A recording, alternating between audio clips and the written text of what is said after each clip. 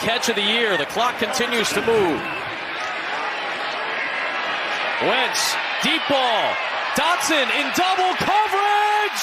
Grant Delpit had his hands on it, and it's picked off for a second time today by Delpit. Here comes that rush for Cleveland. Wentz, difficult throw. It's broken up.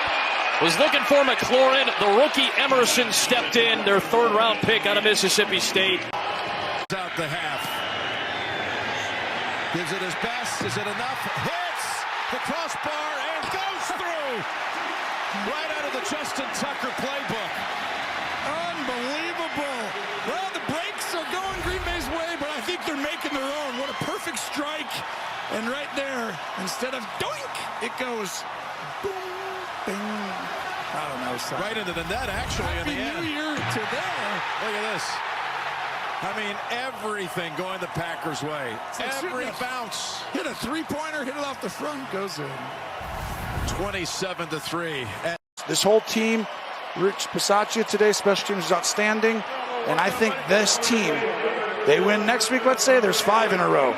Now all of a sudden. Steve Kornacki, talk to us about the NFC wildcard race. It is a wild card race here in the NFC. I mean, check this out. Washington comes into the day in the 7th spot with a 1-3 shot of making the playoffs. Not only do they fall out of the top 7, Washington's now been eliminated completely from the playoff hunt. But here is where it gets crazy. Seattle, with that win over the Jets, now replaces Washington in the number 7 spot. And you look at that and you say, well, Seattle's in the 7th spot. They got to play the Rams next week. Certainly a winnable game. Isn't that a better chance than 19% of making the playoffs? Well, here's why Seattle is in the 7th spot with only a 19% chance. Meanwhile, Green Bay is in the 9 spot with that big win over Minnesota. They got a 64% chance. It's because Green Bay plays Detroit next week. The game is at Lambeau.